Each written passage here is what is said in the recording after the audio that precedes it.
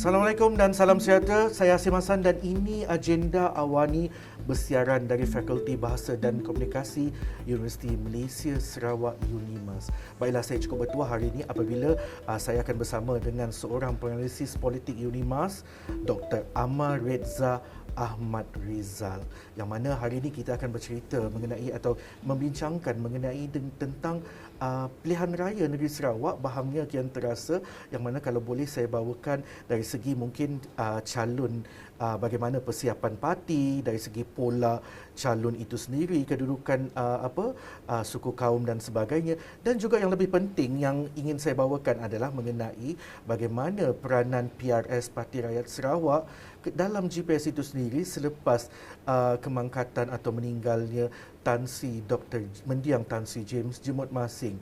Okey, selain daripada itu juga antara yang penting ingin saya kupas bersama Dr. Amar juga pada hari ini adalah mengenai undi 18. Okey, bersama saya sekarang adalah Dr. Amar. Okey, terima kasih Dr. Amar. Okey, Dr. Amar, sebelum tu bagaimana Dr. Amar melihat kepada persediaan parti-parti politik di Sarawak ini menjelang pilihan raya negeri Sarawak, baik dalam kalangan GPS, PSB Parti Sarawak Bersatu, DAP dan juga PKR, Doktor? Terima kasih Asim. Saya mendapat bahawa berdasarkan persediaan yang telah pun berlaku ataupun kata-kata cakap-cakap yang kita lihat sebelum ni, mana-mana parti politik di Sarawak ni, termasuklah GPS, termasuklah juga parti-parti yang lain, dilihat sudah bersedia untuk menghadapi pilihan raya ni, sebab seharusnya pilihan raya ini telah diadakan lebih awal, tetapi disebabkan oleh ordinan darurat yang dikeluarkan menyebabkan ia tertangguh. Dan sekarang saya rasa semua pihak tak sabar-sabar ataupun dah bersedia untuk menghadapi bahang pilihan raya di negeri Sarawak ni. Baik, Dr. Amar, kalau kita melihat kepada sebelum ini Naib Presiden PBB Datuk Seri Abdul Kadir Rahman Hamzah ada menyatakan calon muka baru itu akan ditampilkan GPS dan juga PBB, iaitu dalam sekitar 20%. Bagaimana Dr. Amar melihat kepada kelangsungan politik dalam parti GPS dan PBB itu sendiri dengan adanya calon-calon baru dalam kalangan dan boleh diterima oleh para pengundi? Ya, saya berpendapat untuk mana-mana pilihan raya sekalipun, kita perlu adakan ataupun adanya perubahan dalam konteks calon.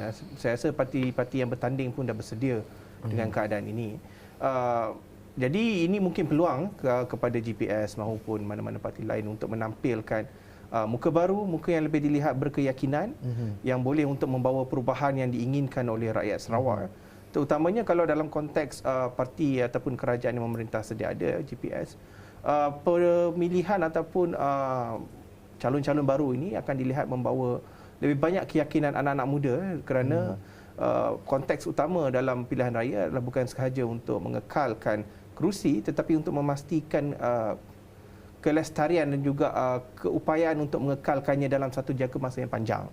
Jadi dengan adanya calon-calon anak muda ini ataupun calon-calon muka baru, ia memberi ruang untuk lebih banyak isu-isu yang lebih segar, yang lebih dekat dengan di jiwa pengundi, supaya dapat membantu pengundi dan juga parti-parti lawan itu sendiri, parti-parti yang bertanding itu sendiri, untuk menghadapi pilihan raya dengan lebih baik. Doktor, kalau kita melihat tadi bila kita bercerita tentang calon-calon baru, kita juga perlu sentuh tentang pola atau pola suku kaum calon dari segi, sebagai contoh kita tahu kepelbagaian kaum di Sarawak ini ada Melayu Melanau, ada Dayak, Iban dan juga Cina itu sendiri, komuniti dia kepelbagaian kaum di sini, dan juga tidak ketinggalan orang Ulu, ada wakil-wakil calon-calon wakil rakyat kita dari dalam kalangan orang-orang Ulu. So bagaimana doktor melihat kepada pecahan pola untuk calon PRN ke-12 kali ini? Ya, ini adalah antara satu perkara baru juga yang saya rasakan sebelum ini saya terlepas pandang. Dan apabila saya mula melihat politik Sarawak ni, saya dapat nampak bahawa ada banyak nuansa-nuansa yang masyarakat di Semenanjung tidak dapat untuk ketahui. Antaranya adalah bagaimana aspek kepelbagaian kaum memainkan peranan yang penting. Kalau politik kita di Semenanjung itu mungkin sedikit berbeza. Di politik di Sarawak ini dia memerlukan lebih banyak toleransi, persefahaman, dan ini telah pun berlaku semenjak daripada penubuhan Malaysia lagi. kalau kita lihat bagaimana perubahan dan dinamik politik di Sarawak ini adalah benda yang sangat menarik. Tetapi inilah yang sebenarnya memberikan satu gambaran kepada rakan-rakan kita di Semenanjung bahawa Sarawak ini bukan sekadar orang kata hanya pilih satu parti saja sepanjang masa, tetapi ia disebabkan berlakunya persetujuan, persefahaman antara pihak-pihak yang pelbagai tersebut. Macam apa yang Asim katakan, kita ada daripada suku etnik Melanau, kita ada suku etnik Iban, Kelabit, Bidayu dan juga Melayu, Cina. Jadi ini yang memberikan kepelbagaian, dan kepelbagaian ini berjaya untuk dijadikan sebagai satu aset, terutamanya bagi mengekalkan keupayaan politik masing-masing. Jadi bagi saya sendiri, rakan-rakan di Semenanjung harus faham nuansa-nuansa ini agar mereka lebih celik tentang apa yang berlaku di Sarawak ini, terutama dalam konteks politik mereka. Tadi doktor ada mengatakan tentang nuansa-nuansa kepelbagaian. Bagaimana keunikan kepelbagaian kaum, suku kaum, masyarakat di Sarawak ini dapat diterjemah kepada rakyat? Ya, itu pokok pangkalnya. Sebab apa? Bagi membolehkan kerajaan Sarawak untuk memperkenalkan dasar-dasar baru, dia memerlukan legitimasi yang kukuh. Jadi penting untuk bagi saya parti yang bertanding memperoleh satu keputusan yang cukup kukuh bagi membolehkan legitimasi ini berjaya menunjukkan bahawa mereka ini memenangi hati rakyat. Jadi dengan adanya walaupun dengan adanya politik kepelbagaian kaum ini, seperti yang saya katakan sebentar tadi, persefahaman yang wujud antara parti-parti seperti SUPP, PBB dan juga parti-parti yang lain di dalam GPS mahupun ini merupakan satu perkara yang perlu diperlihatkan.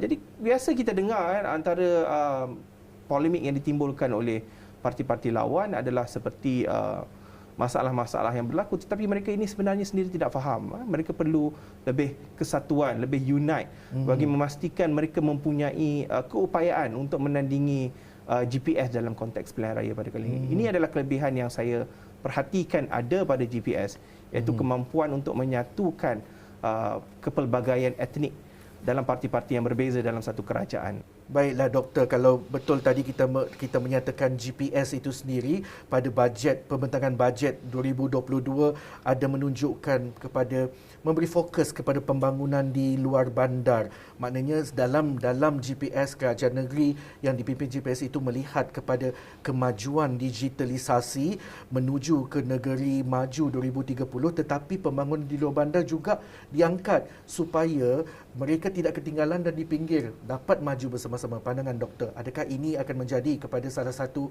modal kempen mereka? Seperkara yang kita perlu fahami, pilihan raya yang berlaku ini adalah pasca pandemik. Jadi kita tahu pandemik COVID-19 telah mengakibatkan banyak masalah dalam konteks ekonomi, bukan saja ekonomi Malaysia dan negeri Sarawak secara makronya, tetapi ekonomi masyarakat secara mikronya.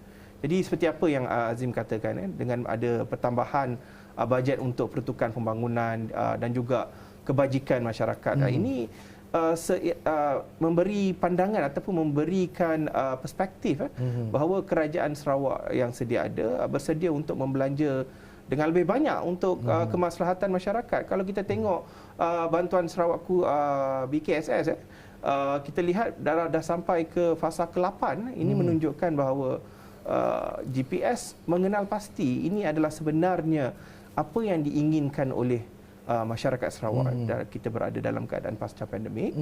Jadi bila adanya bantuan, ini memberikan satu kelebihan dalam konteks, kalau kita tengok dalam konteks capital politik, ini memberikan satu kelebihan kepada parti yang mampu untuk memberikan bantuan kepada masyarakat di bawah perwakilannya.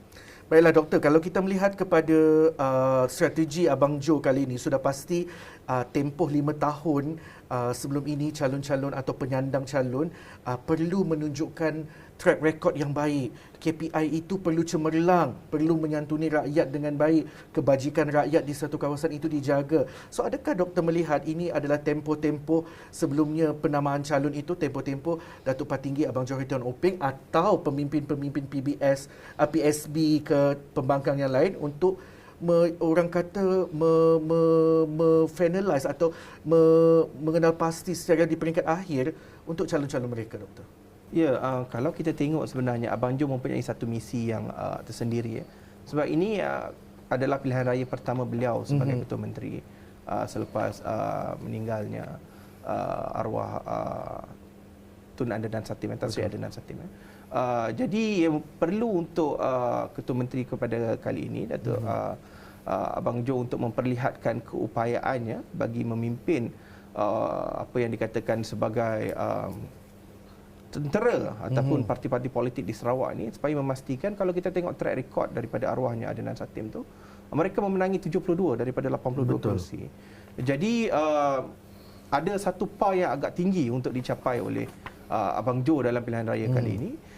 Dan seharusnya, kalau bagi pendapat saya, beliau melihat dalam macam apa yang Asim katakan, KPI ini, dan melihat sendiri daripada konteks masyarakat di peringkat bawahan, di grassroots level, sama ada sokongan itu wujud ataupun tidak.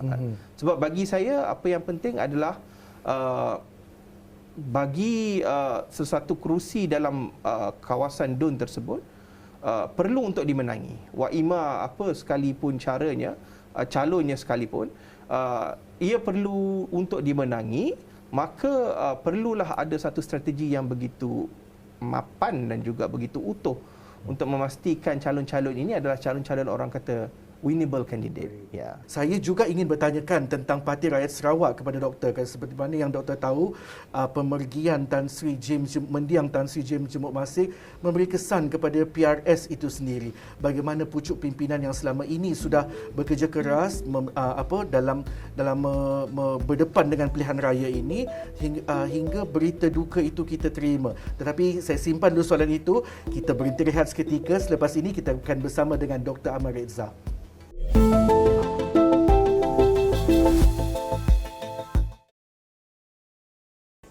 Baiklah, bertemu kembali. Saya Asim Hassan dan saya masih lagi bersama dengan penganalisis politik UNIMAS, Dr. Ahmad Reza Ahmad Rizal. Okey doktor, kalau tadi sebelum kita berhenti rehat tadi, saya ada bercerita mengenai dengan pucuk kepimpinan Parti Rakyat Sarawak PRS itu sendiri selepas pemergian mendiang Tan Sri James Jemut Masing. Doktor, kalau doktor lihat, bagaimana doktor melihat kepada pucuk pimpinan PRS itu sendiri, doktor? Kalau kita lihatkan politik PRS itu sendiri, dinamik itu adalah sebenarnya kekuatan mereka. Mereka sendiri sebenarnya berasal daripada parti PBDS, kemudian menjadi satu komponen yang baru PRS yang akhirnya diterima dalam Barisan Nasional Sarawak ketika itu, dan sekarang ini GPS, Gabungan Parti Sarawak. Saya percaya walaupun dengan pemergian Tan Sri James Jemut Masing, perlunya ada satu kesinambungan, dan kesinambungan ini perlu diserahkan kepada parti-parti ataupun ahli-ahli dalam PRS itu sendiri, namun harus dipantau dengan teliti oleh pengurusi GPS, sebab ia memainkan satu peranan yang penting. Kita tidak mahu nanti bagi GPS sendiri, saya bercakap dalam perspektif GPS, kita tidak mahu permasalahan yang berlaku di dalam PRS akhirnya membawa masalah kepada GPS, apatah lagi dalam orang kata is within the horizon sekarang ni pilihan raya berkenaan. Jadi dalam konteks demokrasi, ia terpulang kepada PRS untuk melantik mana-mana ahli yang dirasakan berkeupayaan untuk mengemudi mereka, dan dalam masa yang sama terpulang juga kepada mereka untuk mencalonkan. Tapi harus kita ingat, kata akhirnya akan datang daripada pengurusi GPS sendiri. Maknanya prerogatifnya. Ya, prerogatifnya, betul. Baiklah, bila kita tadi melihat kepada PRS tentang leadership itu sendiri, akan ada calon-calon dalam kalangan GPS itu yang mungkin akan digugurkan, mungkin akan digantikan dengan calon yang lain. Sebab tadi kita bercerita tentang Abang Jo itu, Datuk Patinggi Abang Johari Tuan Oping mungkin akan melihat kepada KPI dan track record sepanjang 5 tahun, dan juga bagaimana pucuk pimpinan memilih satu calon untuk diangkat. Dan bagaimana, bagi pandangan doktor, bagaimana kita nak fahami dengan calon yang terutama yang digugurkan ini supaya akan terus membantu parti dalam pilihan raya dan tidak melakukan sabotaj? Yalah, itu satu perkara yang agak mungkin yalah, kalau nama kita sebelum ni sebagai calon dan kemudian kita digugurkan, ia sedikit sebanyak akan mendatangkan orang kata tu rasa tidak puas hati.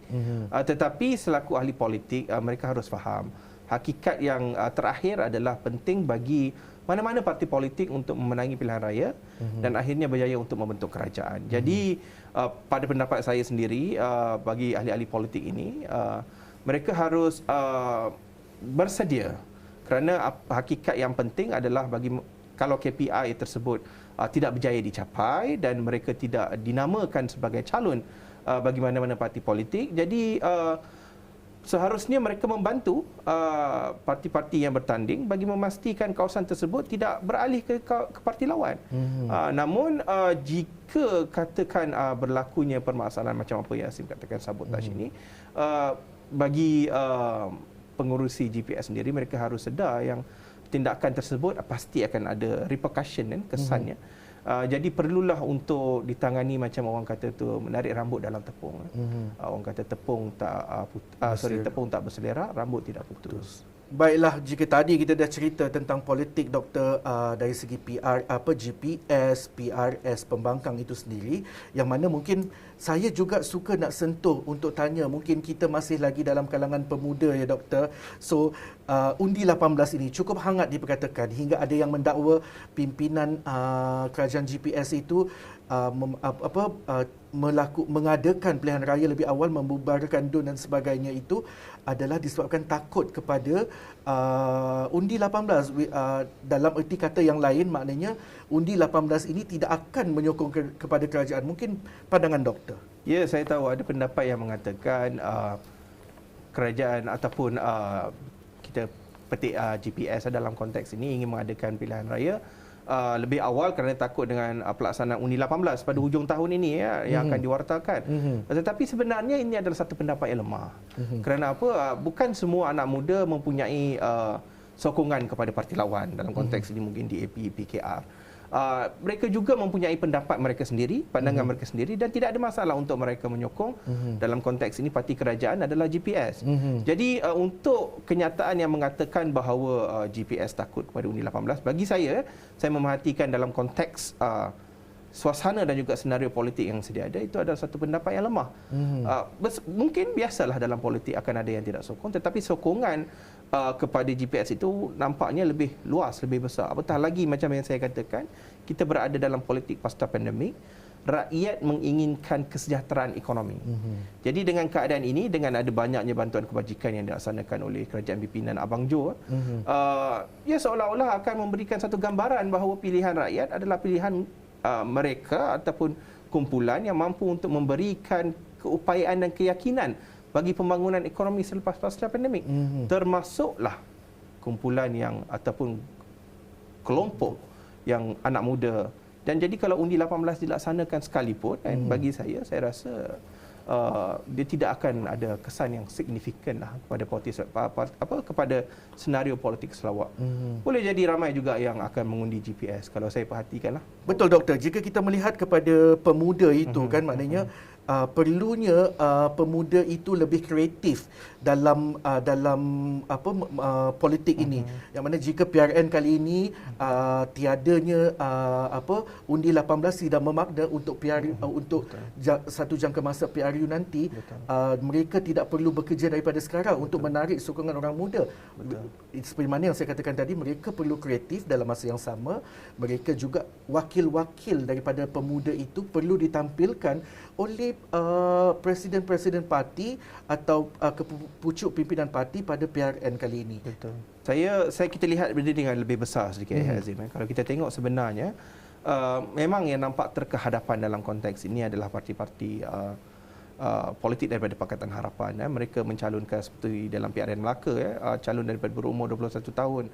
Jadi untuk parti-parti politik yang agak senior seperti contohnya macam PBB, UMNO sekalipun, penglibatan daripada anak muda ini perlu untuk dipertingkatkan lagi.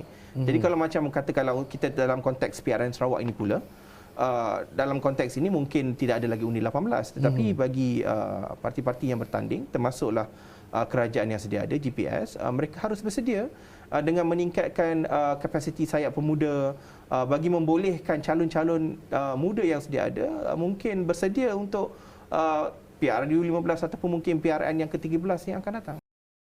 Orang tua, veteran, dan they will come. Saya mungkin satu hari sekarang pun saya dah berumur. Satu hari saya akan retire. Jadi dalam PBB ataupun dalam GPS kita mesti ada lapis apa nama pemimpin pelapis. Actually, that pemimpin pelapis is a trial period lah. Macam apa nama ni, nak test lah. So, bertahan kan tak bertahan. So, InsyaAllah lah, memang saya akui kita akan memperkenalkan 1, 2, 3 orang muda bertanding dalam pilihan raya ini. Saya rasa orang muda berumur 30 lebih lah, hingga 40. Ya doktor, jika tadi kita mengatakan mungkin PRN kali ini tidak dapat, mungkin adakah perlu, maknanya gerak kerja pemuda itu perlu diadakan daripada sekarang dan wakil pemuda itu perlu diangkat daripada sekarang oleh pucuk pimpinan sekaligus pada PRU ke-15 atau PRN seterusnya.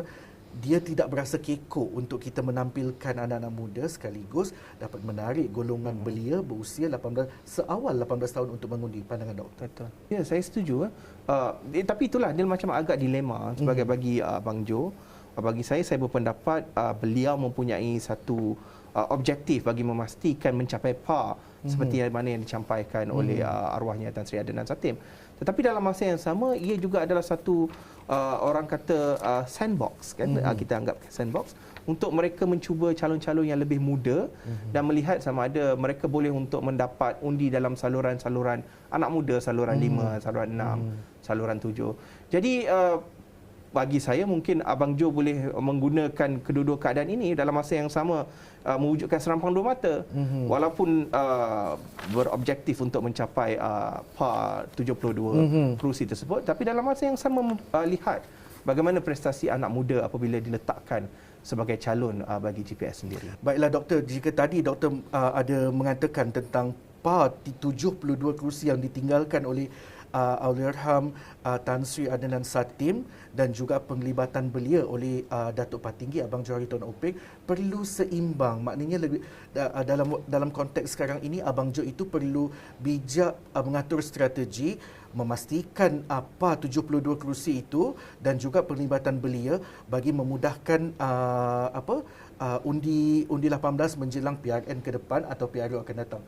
Jadi ini sebenarnya perlukan orang kata tu satu strategi yang cukup kukuhlah dalam konteks parti sendiri.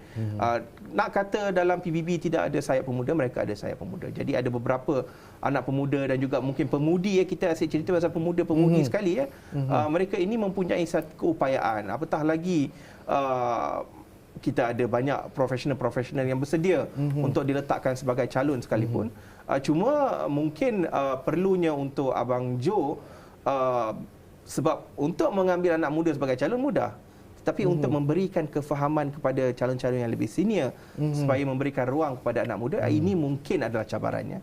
Jadi perlulah adanya, macam yang saya katakan tadi, kita ni politik masyarakat Malaysia ibarat menarik rambut dalam tepung.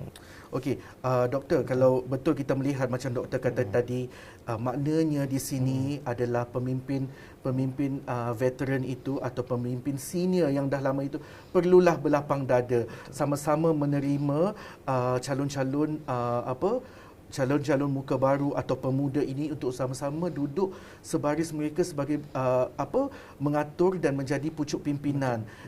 Sekaligus perkara ini juga adalah satu kesinambungan kepada perjalanan politik parti. Pandangan doktor. Ya, betul. Sebab kalau kita nak katakan negara ini berhadapan bukan dalam konteks global sekalipun, kita ada banyak pemimpin-pemimpin muda, malah keadaan landscape politik global beralih kepada pemimpin-pemimpin yang muda seperti di New Zealand dan juga di Canada sebagai contohnya, umur dah 40 tahun dah jadi sebagai Perdana Menteri. Jadi ini mungkin boleh untuk dimulakan. Ia mungkin akan mengalami sedikit cabaran, tetapi apa yang tidak ada cabaran? Semua benda ada cabaran. Jadi perlulah bagi saya dalam konteks Sarawak kita lihat adanya kesinambungan. Maknanya mungkin Abang Jo sendiri bagi saya dia telah mula perhatikan beberapa calon-calon yang sesuai untuk dilantik ataupun dicadangkan sebagai calon daripada kumpulan anak muda ini. Sama ada wanita, sama ada pemuda ataupun pemudi sendiri. Baiklah, mungkin doktor ni masa pun tak cukup untuk kita bercerita panjang sebenarnya.